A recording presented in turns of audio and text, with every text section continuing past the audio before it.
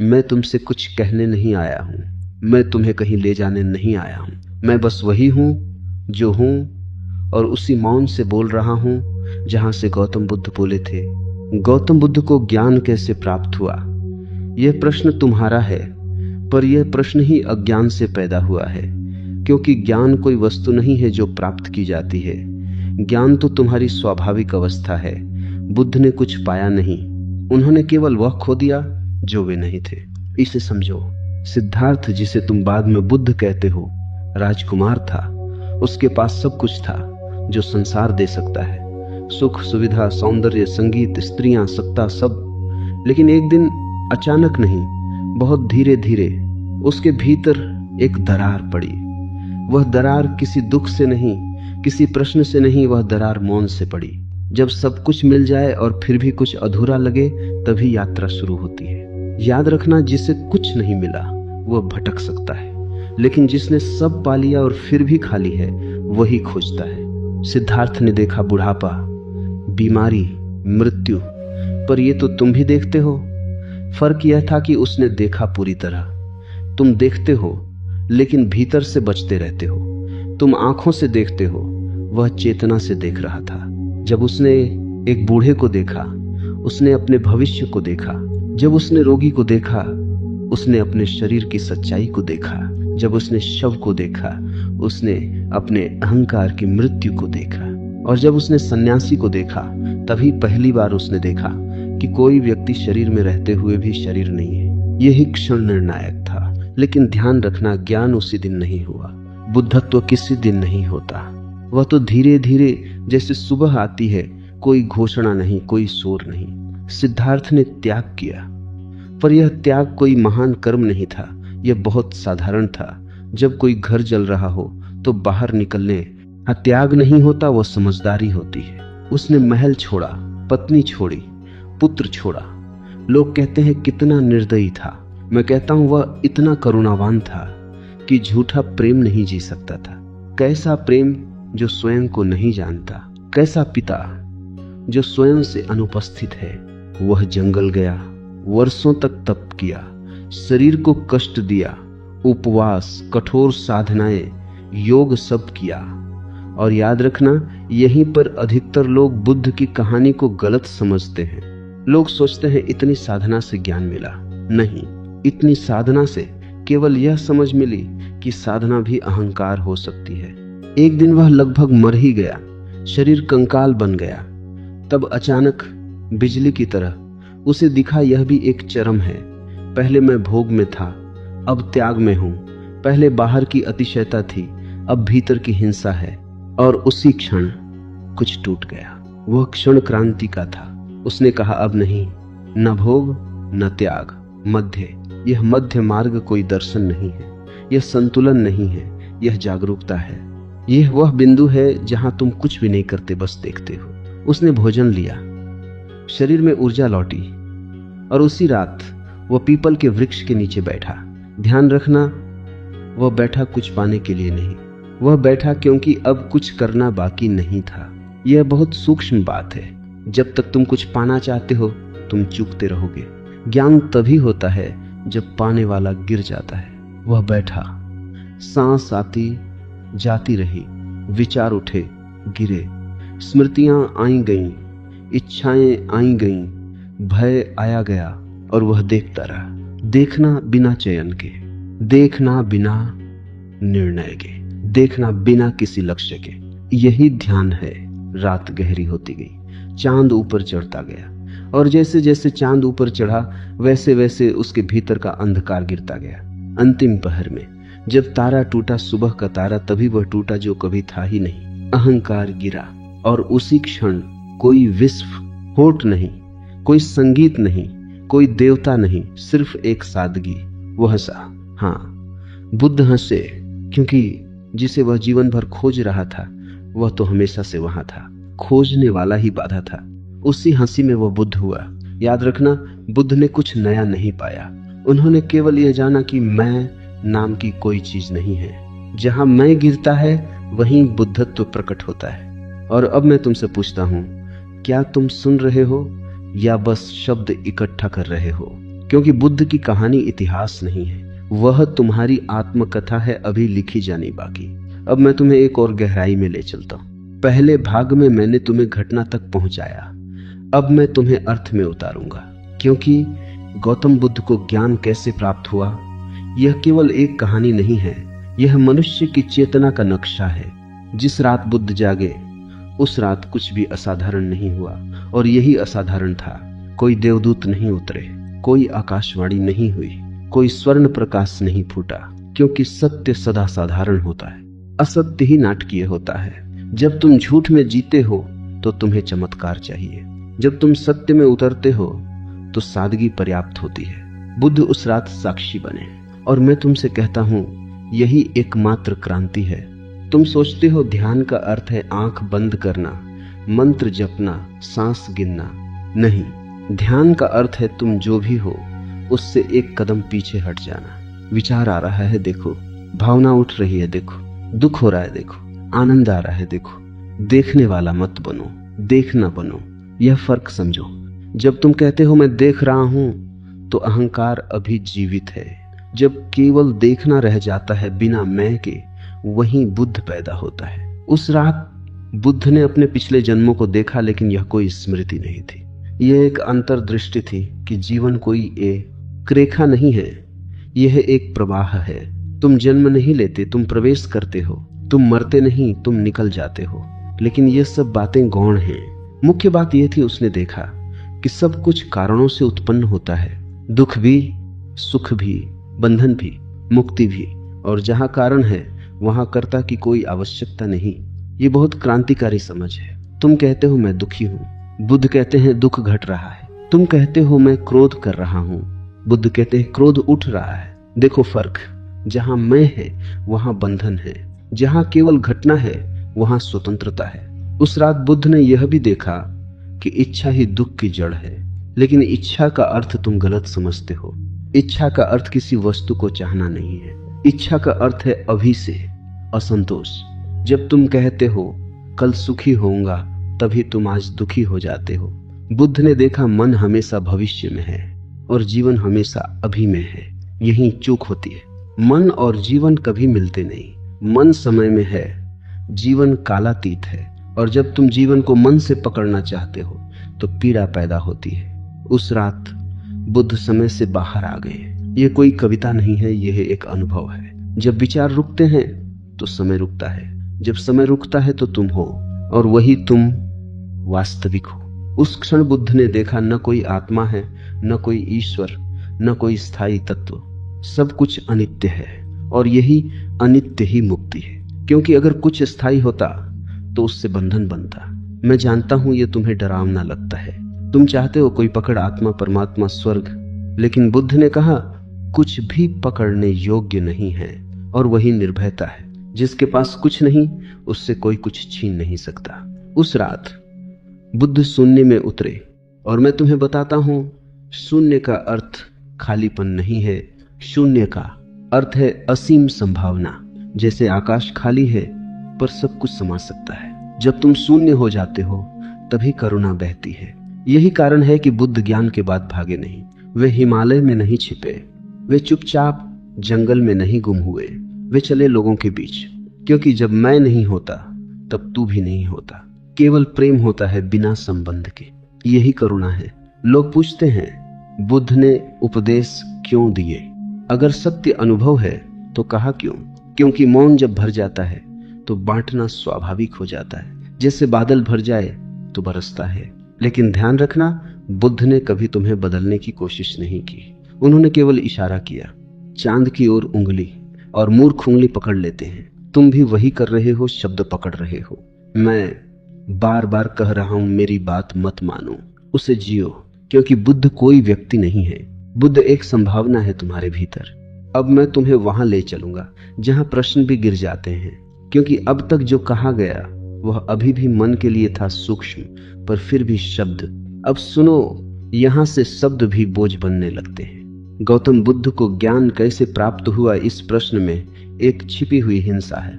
यह मान लेता है कि ज्ञान किसी समय हुआ, यह मान लेता है कि उससे पहले अज्ञान था और बाद में ज्ञान आया। लेकिन बुद्ध ने जो जाना वह यह था, अज्ञान कभी था ही नहीं, केवल अवधान की कमी थी। जैसे अंधेरे में रस्सी को सांप समझ लेना। सांप को मारने से कुछ नहीं होगा, दिया जलाओ और सांप अपने आप गायब। बुद्ध ने कोई युद्ध नहीं किया, न मन से, न संसार से, न देह से।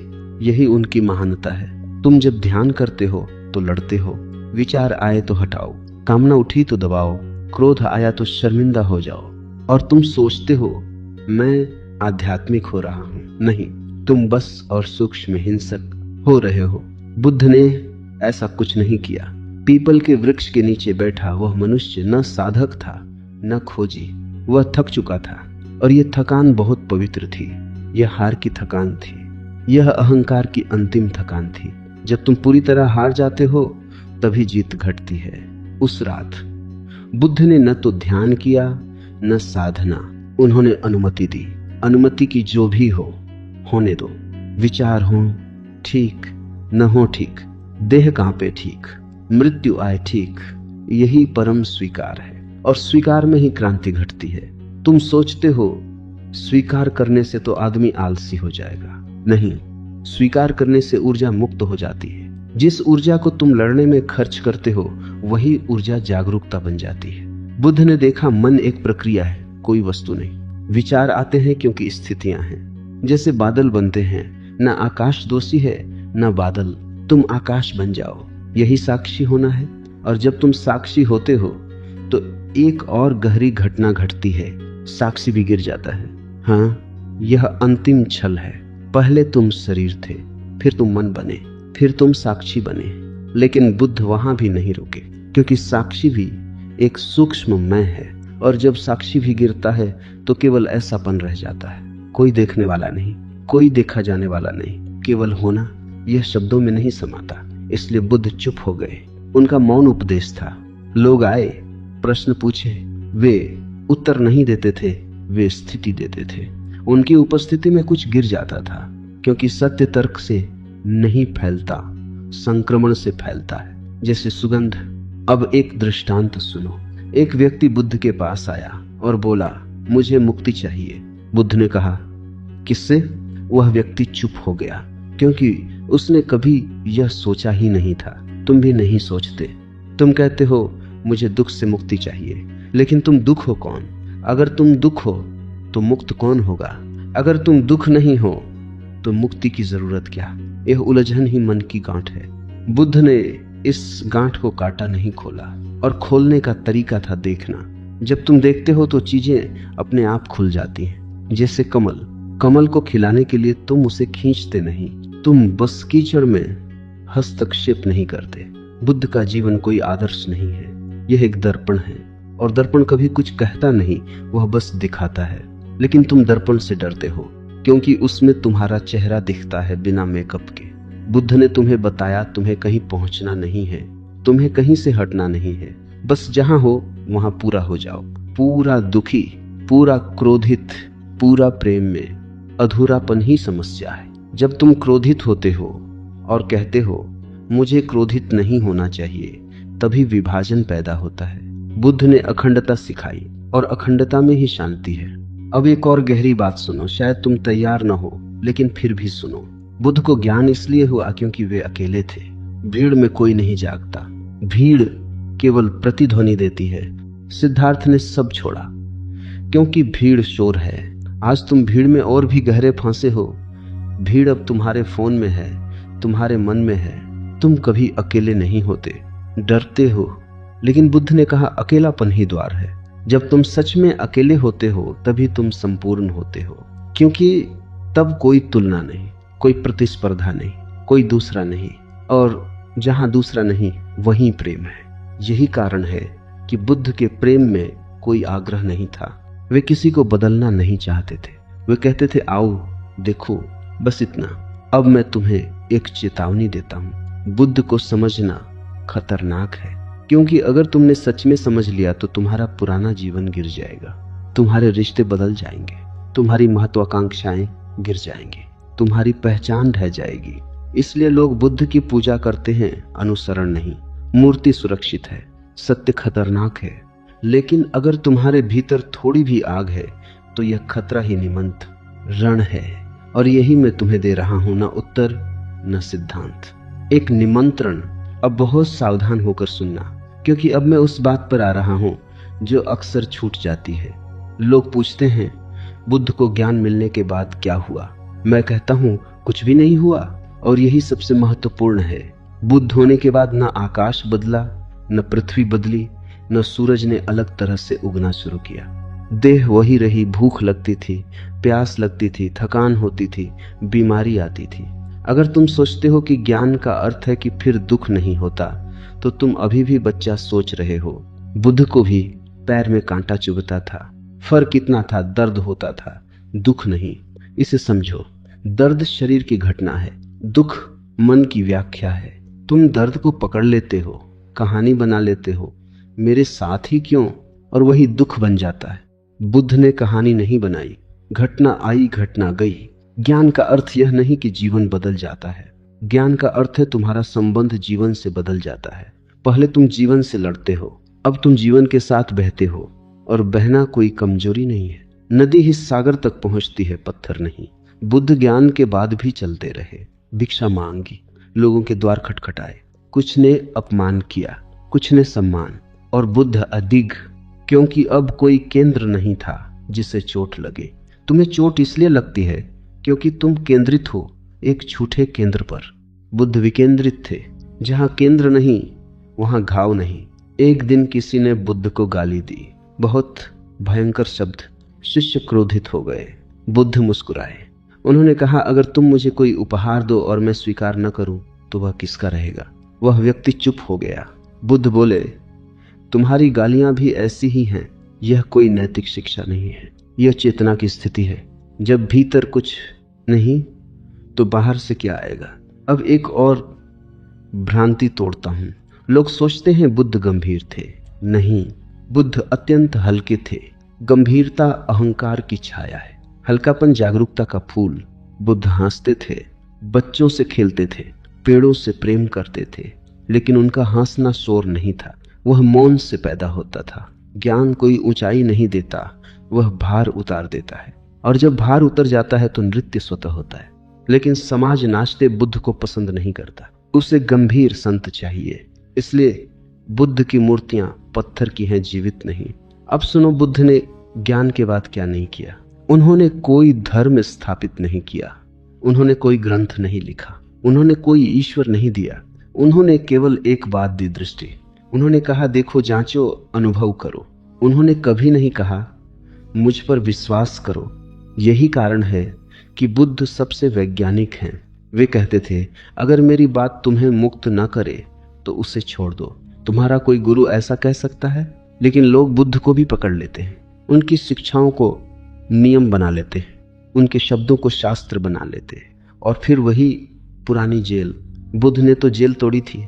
ज्ञान के बाद भी बुद्ध साधारण रहे, और साधारण होना बहुत कठिन है, क्योंकि अहंकार विशेष होना चाहता है। बुद्ध विशेष नहीं हुए, वे कोई महापुरुष नहीं बने, वे बस जागृत मनुष्य थे। और यही संदेश है, जागरण मानव का स्वाभाविक अधिकार है। अब एक गहरी बात सुनो, शायद तुम तैयार न हो। बुद्ध को ज्ञान इसलिए हुआ क्योंकि वे ईमानदार थे, पूरी तरह ईमानदार। उन्होंने अपने भीतर कुछ भी छुपाया नहीं, न कामना, न डर, न हिंसा। तुम आधे आधे हो, आधा स्वीकार, आधा दबाव, और दबा हुआ ही अंधकार बनता है। बुद्ध ने सब कुछ प्रकाश में रखा, और प्रकाश में अंधकार टिक नहीं सकता। तुम पूछते हो मैं कैसे करूं। मैं कहता हूं मत करो, बस देखो।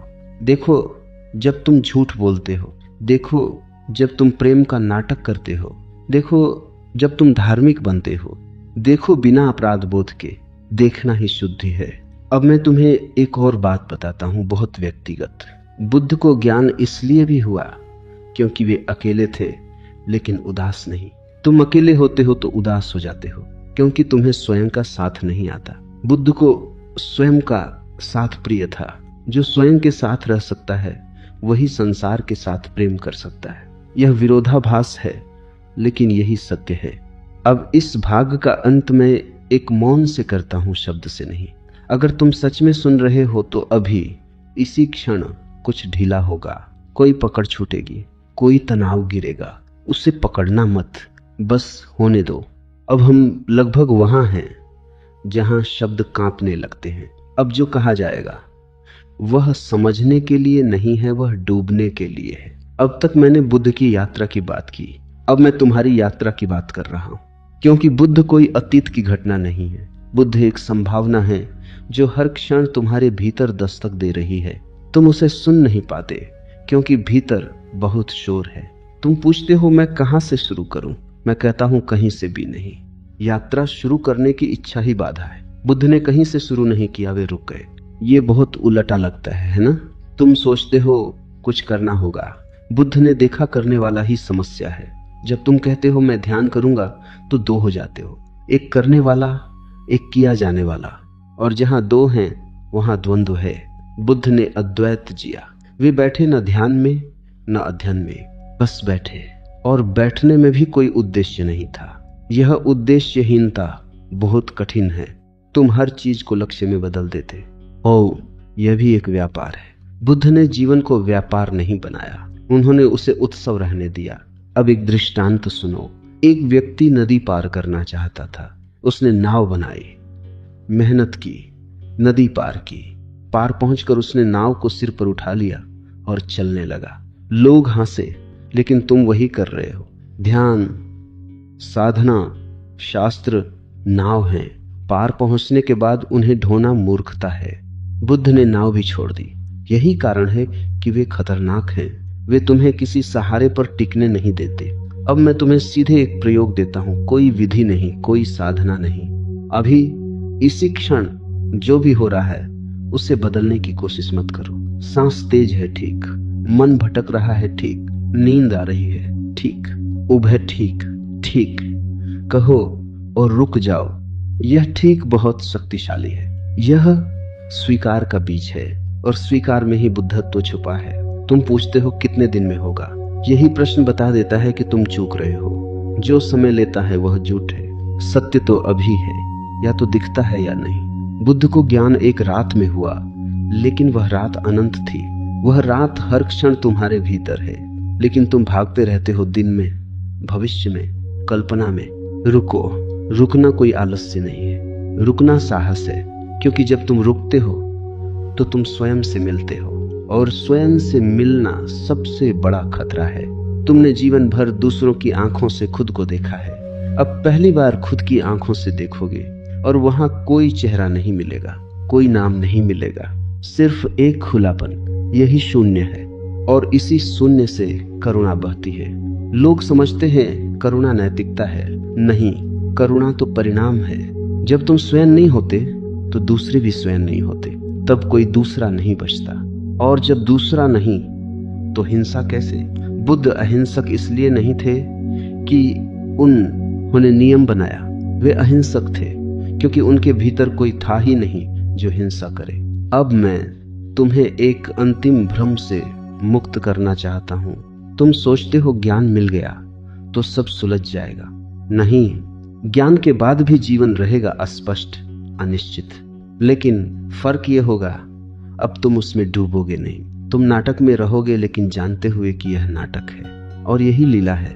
बुद्ध गंभीर नहीं थे, वे खेल में थे, लेकिन उनका खेल जागरूक था। तुम्हारा खेल बेहोश है। अब अगर तुम पूछो तो मैं क्या करूं, मैं फिर कहूंगा कुछ मत करो, बस ईमानदार रहो।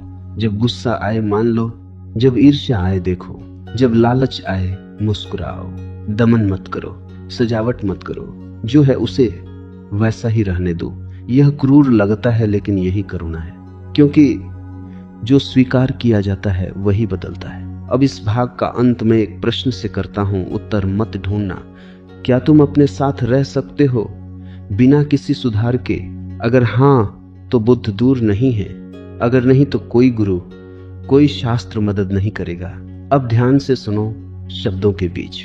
गौतम बुद्ध को ज्ञान कैसे प्राप्त हुआ? इस प्रश्न का अंतिम उत्तर यह है, उन्हें कोई नहीं मिला जिसे ज्ञान मिले। जिस दिन यह दिख गया कि मैं एक विचार है, उसी दिन सब समाप्त हो गया, और उसी समाप्ति में सब शुरू हुआ। बुद्धत्व कोई उपलब्धि नहीं है, यह असफलता है अहंकार की। यह बहुत अजीब लगेगा, लेकिन यही सत्य है। तुम जीवन भर सफल होना चाहते हो। बुद्ध असफल हुए पूरी तरह। वे असफल हुए अपने नाम में, अपने रूप में, अपनी कहानी में। और जो असफल होता है वही मुक्त होता है, क्योंकि बंधन सफलता से बनते हैं। अब मैं तुम्हें बहुत धीरे से एक बात कहता हूं, शायद आखिरी। तुम पहले से ही वही हो जो बुद्ध थे, लेकिन तुम इसे मानने की जल्दी मत करना। यह विश्वास नहीं है, यह खोज है। और खोज बाहर नहीं, भीतर नहीं, ठहराव में होती है। जब तुम पूछना बंद कर देते हो, जब तुम बेहतर बनने की लालसा छोड़ देते हो, जब तुम ये मान लेते हो कि जो है वही है, उसी क्षण दरवाजा खुलता है। और दरवाजा कहीं और नहीं खुलता, वो हमेशा खुला ही था। तुम ही पीठ किए खड़े थे। बुद्ध ने बस पलट कर देखा, और जब उन्होंने देखा तो कोई बुद्ध नहीं बचे। यही विडंबना है। अब समझो, बुद्ध कोई आदर्श नहीं है। अगर तुम उन्हें आदर्श बनाते हो तो तुम उनसे चूक रहे हो।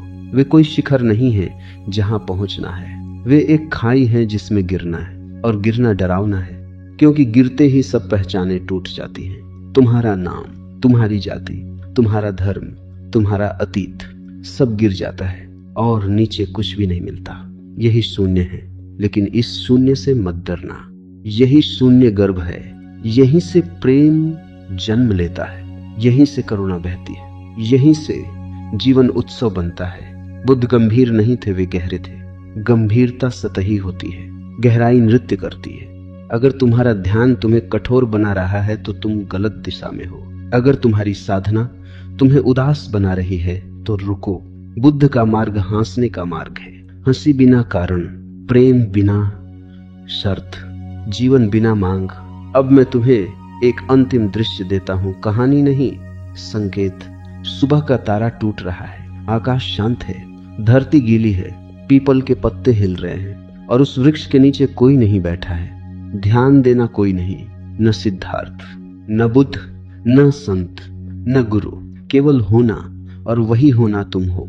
अगर इस क्षण सिर्फ एक पल के लिए तुम्हारे भीतर कुछ ढीला पड़ा है, अगर कुछ पकड़ छूटी है, अगर तुमने बिना समझे कुछ महसूस किया है, तो बस यहीं रुक जाओ। इससे आगे कोई भाग नहीं है, क्योंकि अब कोई यात्रा नहीं है, अब केवल जीवन है जैसा है। और अगर कभी तुम्हें लगे कि बुद्ध दूर है, तो आंखें बंद मत करना, आंखें खोलना, क्योंकि बुद्ध कभी आंख बंद करने में नहीं मिले, वे हमेशा देखने में मिले हैं। अब जो मैं कहूंगा वह किसी क्रम का हिस्सा नहीं है। यह भाग 7 नहीं है, यह उसी मौन की गूंज है जो भाग 6 में रह गई थी।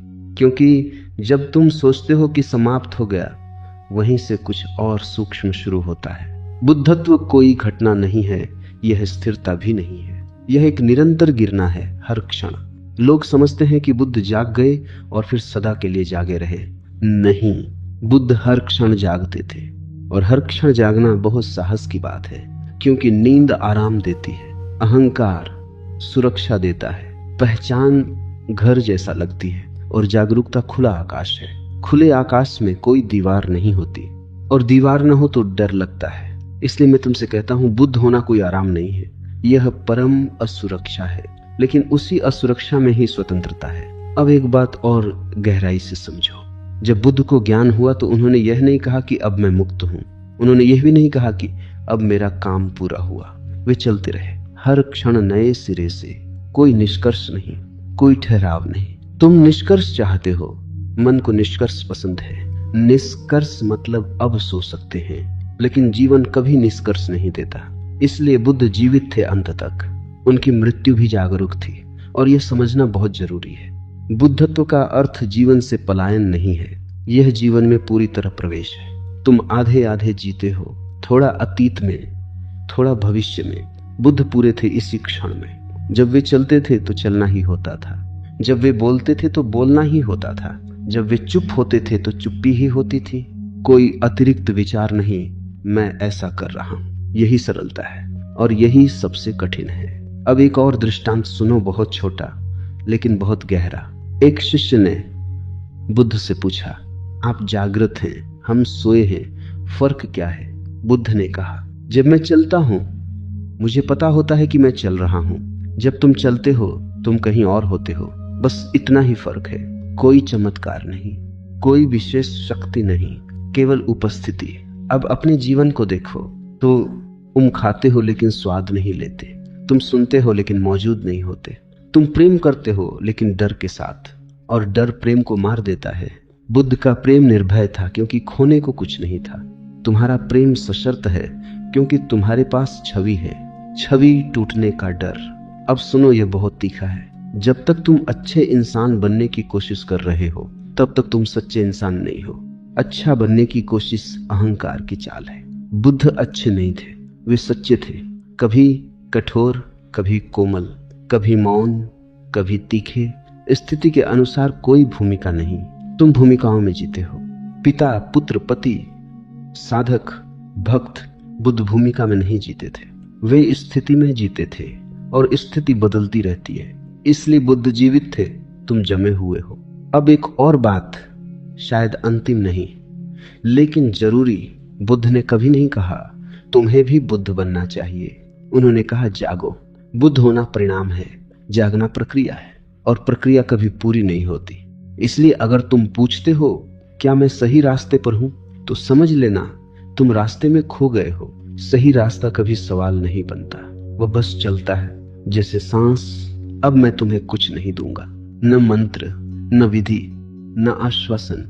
मैं सिर्फ ये कहूंगा, आज किसी एक क्षण में जब तुम कुछ भी नहीं कर रहे हो, न बेहतर बनने की कोशिश, न बुरा छुपाने की कोशिश, बस उस क्षण को पूरी तरह जी लेना।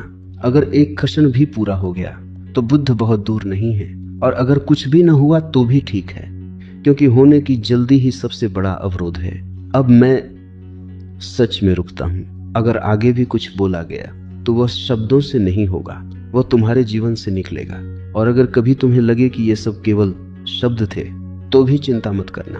एक दिन किसी साधारण क्षण में, जब तुम कुछ नहीं खोज रहे हो, अचानक बिना कारण कुछ मुस्कुरा उठेगा, और तुम जानोगे ये पहली बार नहीं हुआ, बस पहली बार देखा गया। अब भी अगर तुम सुन रहे हो तो समझ लेना तुम सिर्फ श्रोता नहीं रहे, कुछ भीतर उतर चुका है। भाग 8, कोई आगे की सीढ़ी नहीं है। ये उसी वृत्त का और गहरा होना है, क्योंकि बुद्धत्व रेखा में नहीं चलता, वह वृत्त में घूमता है, बार बार उसी केंद्र पर लौटता है जो कभी छोड़ा ही नहीं गया था। अब एक बहुत साधारण लेकिन बहुत खतरनाक बात सुनो। सबसे बड़ी बाधा यह नहीं है कि तुम सोए हुए हो, सबसे बड़ी बाधा यह है कि तुम सोचते हो मैं थोड़ा बहुत जाग चुका हूं। आधा जागना पूरी नींद से ज्यादा खतरनाक है, क्योंकि तब अहंकार नया वस्त्र पहन लेता है, आध्यात्मिकता का। अब तुम पहले जैसे नहीं कहते मैं श्रेष्ठ हूं, अब तुम कहते हो मैं ज्यादा जागरूक हूं, मैं ज्यादा समझदार हूं, मैं साधक हूं, और अहंकार मुस्कुराता है। बुद्ध इस जाल को बहुत अच्छी तरह जानते थे, इसलिए उन्होंने बार बार कहा जो मिला है उसे भी पकड़ो मत। ये पकड़ने की आदत बहुत पुरानी है। तुम दुख को पकड़ते हो, फिर तुम सुख को पकड़ते हो, अब तुम शांति को पकड़ना चाहते हो, अब तुम मौन को पकड़ना चाहते हो, और जो पकड़ा जाता है वह मर जाता है। मौन भी अगर पकड़ा जाए तो सूर बन जाता है। बुद्ध का मौन खुला था, तुम्हारा मौन बंद हो जाता है। इसीलिए मैं कहता हूं अनुभव भी मत पकड़ो। कोई सुंदर ध्यान घटे तो मुस्कुराओ, आगे बढ़ो। कोई गहराई आए तो झुको, लेकिन ठहरो मत। जो ठहरता है वह मृत हो जाता है। जीवन बहाव है। बुद्ध नदी थे, तालाब नहीं। अब एक और भ्रम तोड़ता हूं। लोग सोचते हैं बुद्ध हमेशा शांत रहते थे। नहीं, वे कभी कभी तीखे भी थे, कभी कभी उनकी आंखों में आग भी थी, लेकिन वह आग अहंकार की नहीं थी, वह करुणा की थी। जब कोई व्यक्ति वयम को धोखा दे रहा होता था, बुद्ध चुप नहीं रहते थे, क्योंकि मौन भी हिंसा बन सकता है अगर वह डर से पैदा हो। बुद्ध का मौन प्रेम से पैदा होता था, उनका बोलना भी प्रेम से। इसलिए याद रखना, बुद्धत्व का अर्थ हमेशा मीठा होना नहीं है। बुद्धत्व का अर्थ है सत्य होना, और सत्य कभी कभी कड़वा भी होता है। अब अपने भीतर देखो, तुम कितनी बार समझौता करते हो सत्य से नहीं, अपने डर से। तुम कहते हो अभी नहीं, अभी ठीक समय नहीं है, अभी जिम्मेदारियां हैं, और जीवन निकलता जाता है। बुद्ध ने कोई सही समय नहीं चुना, उन्होंने सिर्फ ईमानदारी चुनी। ईमानदारी मतलब अब और नहीं, अब और झूठ नहीं, अब और अभिनय नहीं, अब और उधार का जीवन नहीं। और उसी अब में द्वार खुल गया। अब मैं तुम्हें एक बहुत छोटी लेकिन बहुत काम की बात देता हूं। दिन में किसी भी समय सिर्फ 10 सेकंड के लिए जो चल रहा है उसे रोकने की कोशिश मत करो। बस इतना देखो अभी क्या हो रहा है। कोई उत्तर मत बनाना, कोई विश्लेषण नहीं, सिर्फ देखना। अगर तुम यह ईमानदारी से कर सको तो धीरे धीरे तुम्हारे जीवन में दरारें पड़ने लगेंगी और उन दरारों से ही प्रकाश आता है। बुद्ध ने कहा था, मैं तुम्हें प्रकाश नहीं देता, मैं तुम्हारी दरारें दिखाता हूं, लेकिन तुम दरारों से डरते हो, तुम उन्हें छुपाते हो। दरारें ही द्वार हैं। अब इस भाग के अंत में मैं तुम्हें एक आखिरी बात नहीं, एक आखिरी संकेत देता हूं। अगर कभी तुम्हें लगे कि यह सब बहुत भारी हो गया है, बहुत गहरा, बहुत गंभीर, तो हंस देना। हाँ, हंस देना, क्योंकि बुद्ध गंभीर नहीं थे, वे हल्के थे पंख की तरह। और जो हल्का हो जाता है वही उड़ सकता है। अब अगर आगे भी कोई भाग आए तो वह मेरी तरफ से नहीं होगा, वह तुम्हारी तरफ से होगा, तुम्हारे जीवन से, तुम्हारे जीने से, तुम्हारी जागरूकता से। और अगर कुछ भी न बदले तो भी ठीक है, क्योंकि यह यात्रा बदलने की नहीं है, यह देखने की है। और देखने में सब कुछ पहले जैसा ही रहता है, बस तुम अलग हो जाते हो। अब सुनो, शब्द नहीं, बस यह क्षण। अब जो कहा जाएगा वो आगे बढ़ना नहीं है, यह लौटना है। लौटना वहां जहां से तुम कभी गए ही नहीं थे। अब तक बहुत कुछ कहा गया, इतना कि शब्द भी थक गए होंगे। और अगर तुम सच में सुन रहे हो तो मन भी थोड़ा थक गया होगा। यह थकान अच्छी है, क्योंकि जब मन थकता है तभी वह चुप होता है, और जब वह चुप होता है तभी तुम पहली बार होते हो। बुद्ध ने ज्ञान इसलिए नहीं पाया कि उन्होंने बहुत प्रयास किया, वे इसलिए जागे क्योंकि उन्होंने प्रयास छोड़ दिया। और प्रयास छोड़ना कोई निर्णय नहीं है, यह एक थकान है, गहरी, प्रामाणिक। तुम भी थक जाओगे। हर खोजी अंततः थकता है।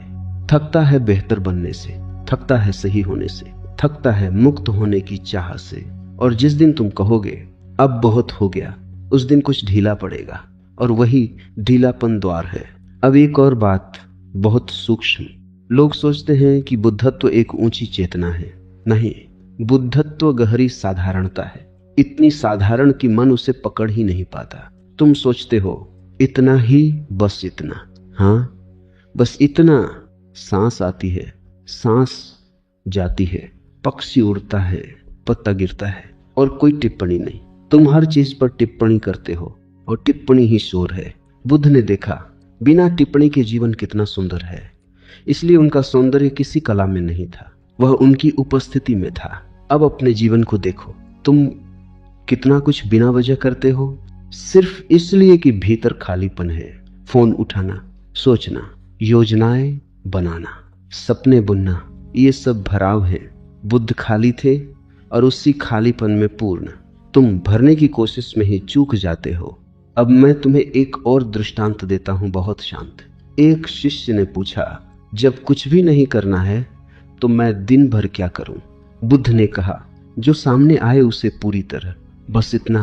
काम सामने आए तो काम, विश्राम आए तो विश्राम, भूख आए तो भोजन, थकान आए तो नींद। कोई अतिरिक्त महत्व नहीं, कोई तुलना नहीं। तुम तुलना में जीते हो, और तुलना ही दुख है। बुद्ध ने तुलना छोड़ दी थी, इसलिए वे न छोटे थे न बड़े, वे बस थे।